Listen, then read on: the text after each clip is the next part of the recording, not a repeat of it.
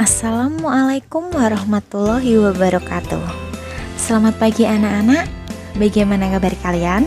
Semoga hari ini kalian dalam keadaan sehat dan tetap semangat dalam mengikuti pembelajaran dari rumah.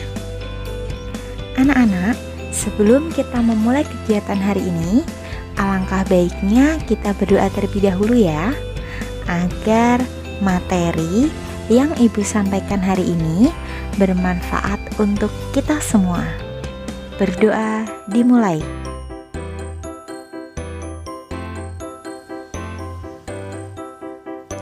Berdoa selesai. Nah, anak-anak, sebelum melanjutkan materi hari ini, alangkah baiknya kalian siapkan alat tulis kalian dan catatlah poin-poin penting dari materi yang Ibu sampaikan hari ini. Anak-anak, di pertemuan minggu lalu, Ibu sudah menjelaskan tentang pengertian dan juga tujuan dari teks diskusi. Masih ingat ya, teks diskusi itu apa? Nah, di pertemuan hari ini, Ibu akan menjelaskan tentang struktur dari teks diskusi dan bagaimana cara kita mengetahui ide pokok dari teks diskusi. Anak-anak, mempermudah kalian mempelajari materi hari ini, alangkah baiknya kalian buka buku paket kalian halaman 121.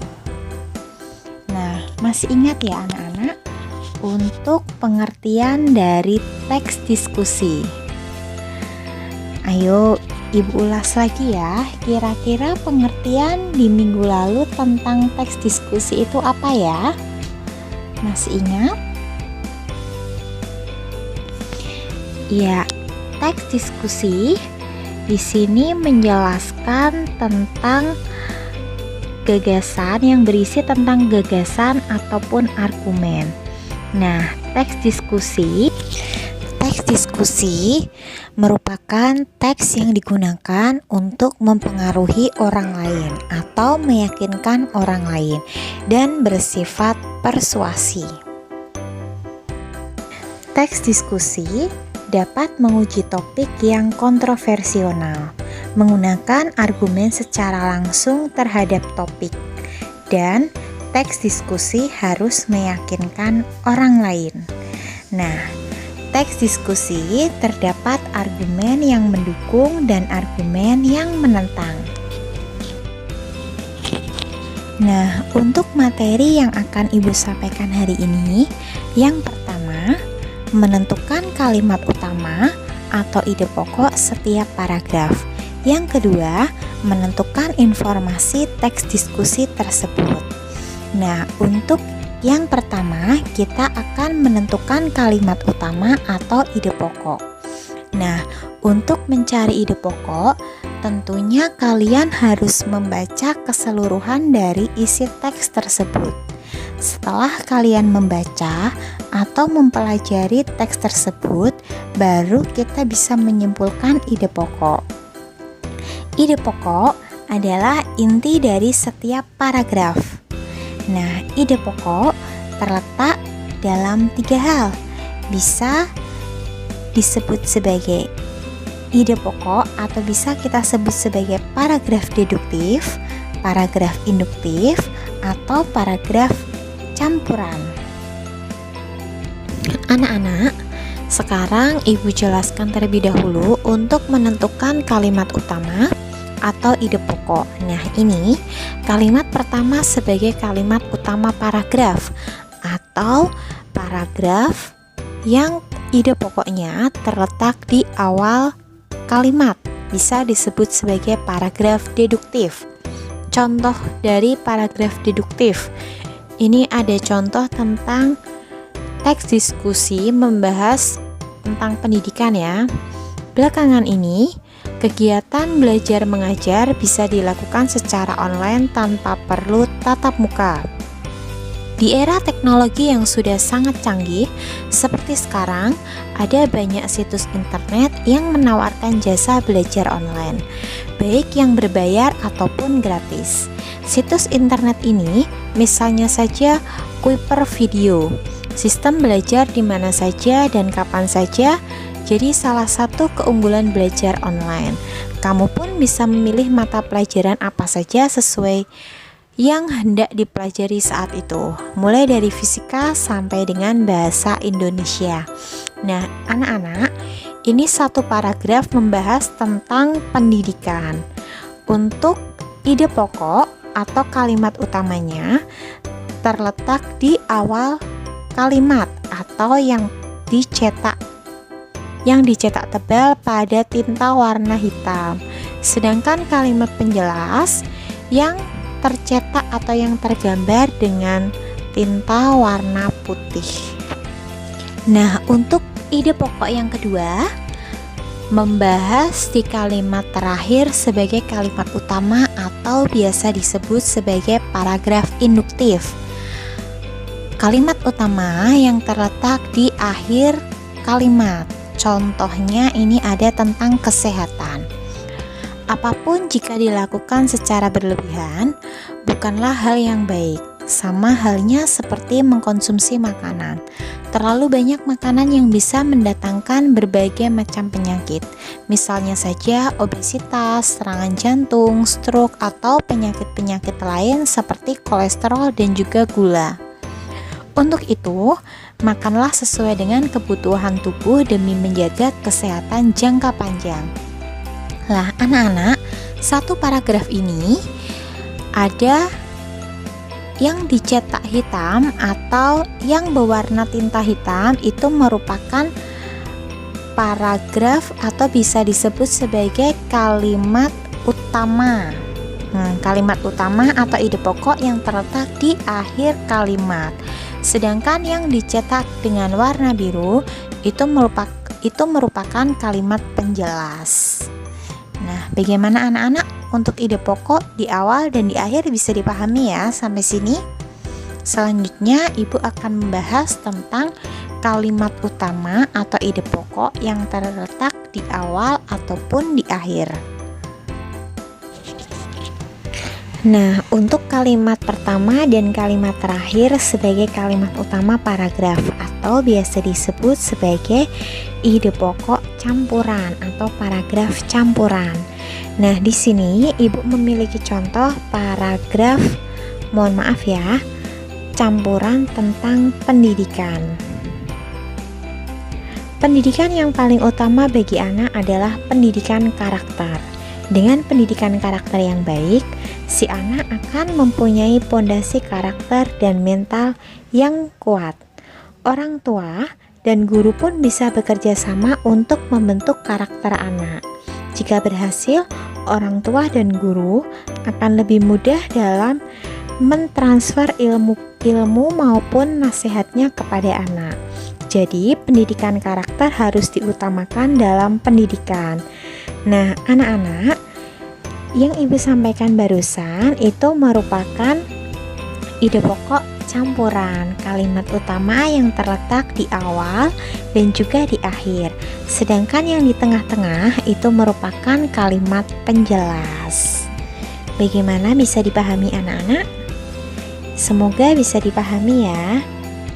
Nah, selanjutnya untuk menentukan informasi dalam teks diskusi, langkah yang pertama harus kalian lakukan. Yang pertama, menentukan dari ide pokok atau biasa kita sebut sebagai inti kalimat di tiap paragraf. Selanjutnya atau yang kedua, rangkailah atau satukanlah agar menjadi atau mencerminkan isi teks secara keseluruhan.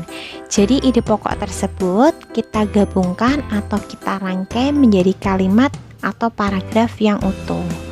Nah, setelah itu buatlah kesimpulan informasi atau teks atau isi teks secara keseluruhan. Jadi itu cara untuk menentukan informasi dari teks diskusi. Nah, anak-anak, selanjutnya kita akan membahas mengenai struktur dari teks diskusi. Terdapat 3 macam ya. Ada bagian pendahuluan, isi, dan juga simpulan. Nah, bisa kalian catat poin-poin penting dari materi Ibu ya. Selanjutnya, Ibu jelaskan terlebih dahulu untuk bagian pendahuluan, berisi mengenai pertanyaan untuk membatasi topik. Yang kedua, berisi mengenai latar belakang topik.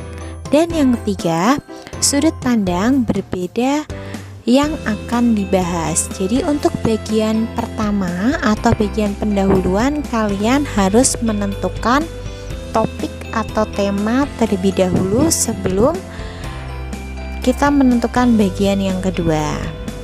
Nah, untuk bagian yang kedua ini merupakan bagian isi. Nah, bagian isi biasanya yang paling banyak sendiri ya. Yang pertama berisi mengenai serangkaian paragraf. Yang kedua, 2 atau 3 paragraf dengan argumen setuju atau pro dan alasannya serta contoh yang mendukung gagasan. Yang kedua, 2 atau 3 paragraf dengan argumen tidak setuju atau biasa disebut sebagai kontra dan alasan serta contoh yang mendukung gagasan. Yang ketiga, menggunakan bahasa persuasif. Bahasa persuasif itu bahasa yang bersifat mengajak atau mempengaruhi. Yang ketiga, menggunakan bahasa kohesif untuk menghubungkan gagasan atau untuk menunjukkan perubahan pendapat. Nah, jadi untuk bagian isi ini biasanya lebih dari 2 atau 3 paragraf ya. Nah, bagian isi di sini disertakan argumen-argumen dan juga contoh agar pembaca itu mengetahui. Selanjutnya, bagian isi disertakan dengan paragraf argumen pro atau yang mendukung dan juga paragraf dengan argumen kontra atau yang menolak. Jadi, harus disertakan paragraf pro dan juga paragraf kontra. Selanjutnya, di bagian akhir ada paragraf simpulan. Nah, paragraf simpulan yang pertama, simpulan argumen dari kedua sisi. Yang kedua, mengevaluasi argumen yang paling efektif. Dan yang terakhir, rekomendasi sudut atau satu sudut berdasarkan argumen yang disajikan. Nah, jadi simpulan ini menyimpulkan di bagian isi atau topik permasalahan yang ada di bagian isi, kita simpulkan dari keduanya. Ada argumen pro dan argumen kontra, kemudian kita simpulkan paragraf tersebut. Nah, anak-anak, selanjutnya Ibu mempunyai model atau contoh dari teks diskusi yang pertama dengan judul daur ulang untuk gaya hidup hijau. Bisa kalian buka atau bisa kalian baca di layar HP kalian untuk buku paket halaman 124. Ini bagian pendahuluan ya. Selanjutnya ada di bagian isi, atau di isi ini menjelaskan tentang paragraf pro atau paragraf biasa disebut sebagai yang mendukung. Bisa kalian baca ya, itu ada paragraf atau biasa disebut sebagai gagasan utama di awal paragraf dan juga bukti yang mendukung. Alasannya disertakan dengan alasan.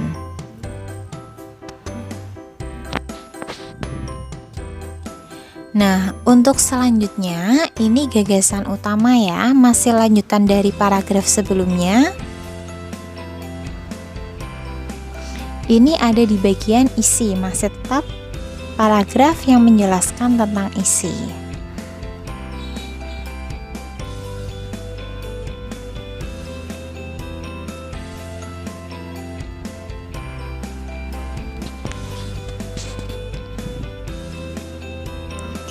Nah, untuk selanjutnya di sini terdapat paragraf isi yang di sini berpendapat tentang pro atau pendapat argumen pro yang kedua. Ini gagasan utama yang dicetak dengan tinta warna hitam, sedangkan buktinya atau alasan yang mendukung yang dicetak dengan warna biru atau hijau ya.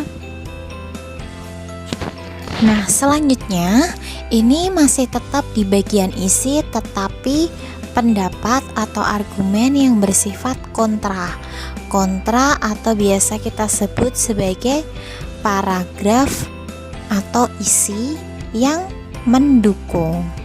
Nah, itu untuk yang dicetak tinta warna hitam itu merupakan gagasan utama, dan yang bawahnya terdapat bukti yang mendukung.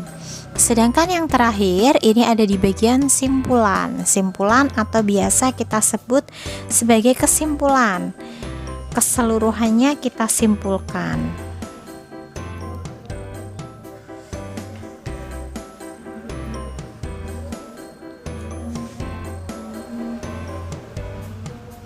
Nah, anak-anak, untuk contohnya bisa kalian pahami ya, atau bisa kalian lihat pada buku paket kalian.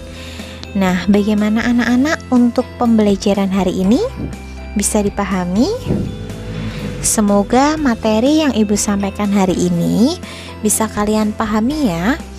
Untuk pertemuan minggu depan, Ibu akan menjelaskan tentang kaidah kebahasaan dari teks diskusi. Nah, sebelumnya Ibu mohon maaf jika ada kesalahan dalam pengucapan atau dalam penyampaian materi. Semoga materi hari ini bermanfaat untuk kita semua. Sampai jumpa di pertemuan berikutnya ya. Assalamualaikum warahmatullahi wabarakatuh.